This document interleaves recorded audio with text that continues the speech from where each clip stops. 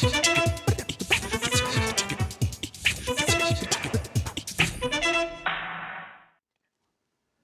and welcome to the France 24 interview. Our guest today is Ali El Saman, who is a well-known Egyptian commentator. He's also a longtime militant of interreligious dialogue, and he just wrote his memoirs that were published in French. It's called Egypt from One Revolution to the Other One. He was also, I should add, a former advisor to the late Egyptian president Anwar al-Sadat.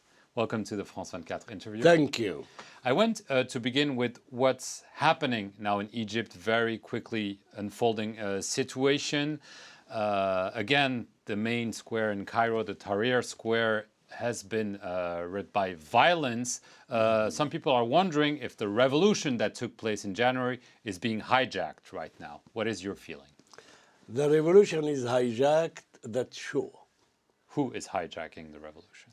Hijacking meaning the dear brother, Muslim Brotherhood, hijacked the revolution from the first beginners who started the first day to do it, these young people.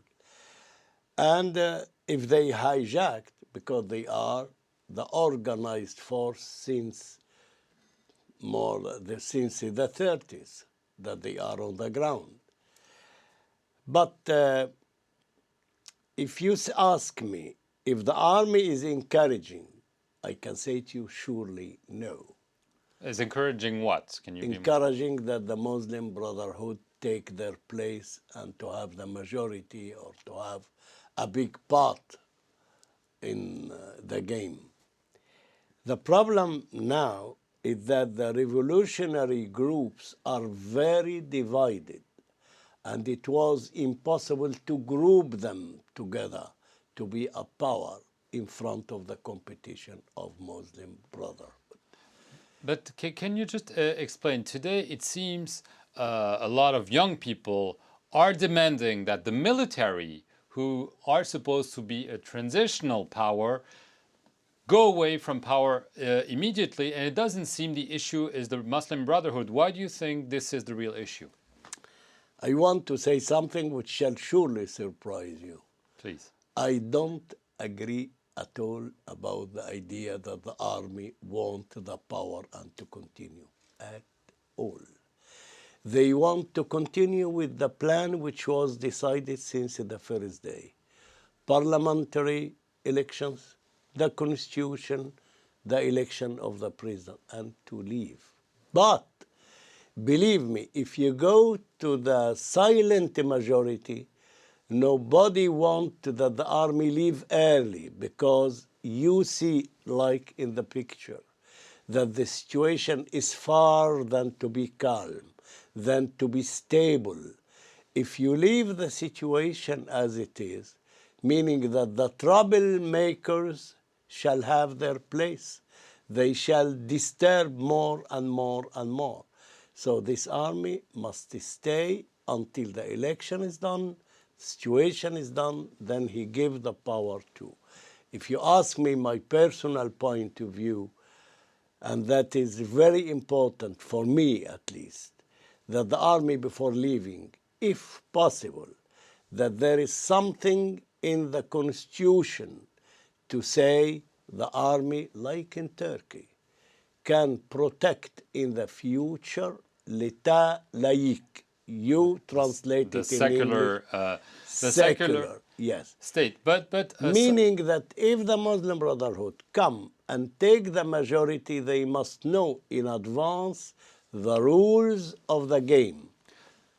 I understand, but the head of the Supreme Council of the Armed Forces, as this transitional military group is known, Marshal Tantawi, has announced a speeding up of the calendar, saying the presidential elections will be held by July 2002. We're going to have a civilian government. So it seems that the military is trying to respond from the pressure of the street. And let's not forget, over 38 people were killed. I'm sorry, they never changed their mind. It was all time their thought. they never said the contrary, that we shall change the date of the elections. It shall be done in its date. It's not the pressure to reaffirm their intentions. And they say, if you want us to leave earlier, go to a referendum. Isn't it normal? I understand, but why do you say the Muslim Brotherhood is behind all this? The Muslim Brotherhood wants elections for a parliament to be held, probably because they could win big. So why do you think they also have an interest in the transition happening smoothly? The Muslim Brotherhood are now happy that they heard the confirmation that the elections shall happen in the dates which was fixed before. And they know that they are the coming victorious power. So now they changed their mind. They say we shall not go more to Place Tahrir. Done. So you believe they're the winners? Ah, yes. Winner, when you say even in Egypt that you shall have 35 or 40, you are a winner because you shall be a power in the parliamentary vote. You can block even the vote if you want, and. But are you afraid of that? Are you afraid of that? Of them having power? Yes, because I am afraid for my friends and brothers, the Copt. I am afraid for the liberals. I am afraid for the women. All that normal to put questions. But you cannot play with the democratic vote, which the result of the vote is the result. We cannot change it.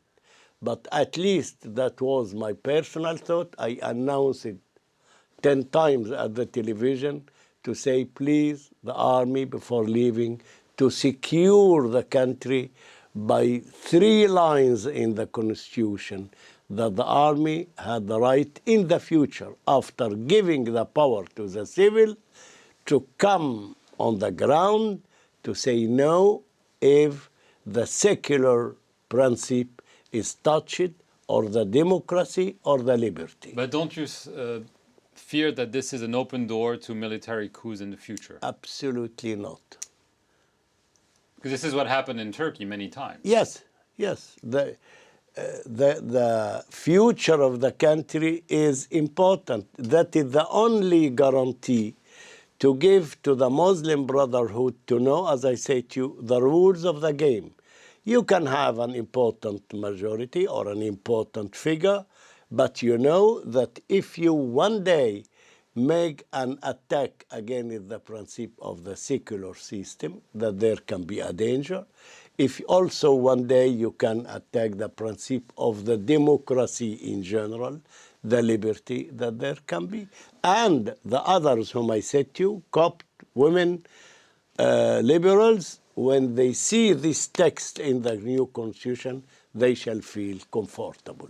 Quickly, you've known Gamal Abdel Nasser, Anwar al-Sadat, of course, you were very close to him, but also Hosni Mubarak, who is now obviously in a difficult situation. He's in bad health. He is on trial. You always felt the need to be distant with Hosni Mubarak. And you mentioned in your very interesting book that you were always wary of the quote-unquote family lobby around him.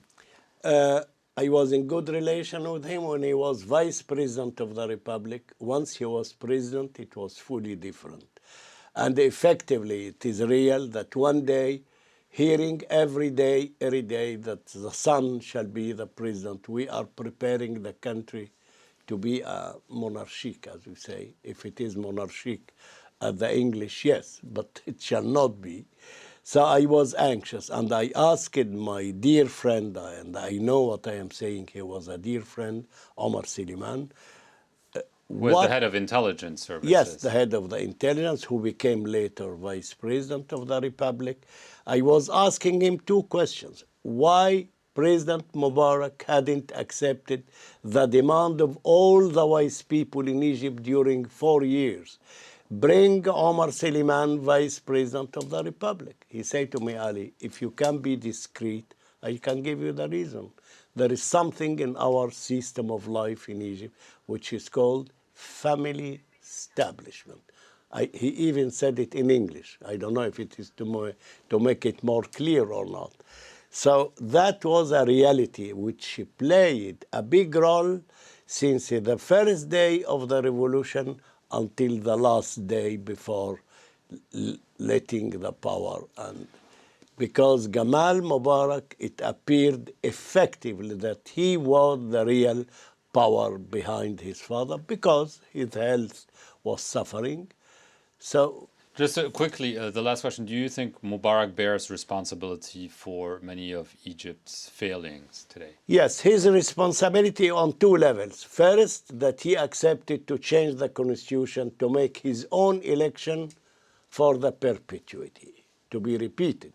And the second, that he accepted that his son to be the real power in the country. Okay, that's all we have time for. There's a lot of very interesting inside stories in your book about your relationship with Anwar Sadat, Gamal Abdel Nasser, even Jean-Paul Sartre. So please, if you're interested in history and in Egypt's contemporary history, read the book. Thank you for coming on the France 24 interview, and thank you all for watching it. Stay tuned for more news here on France 24.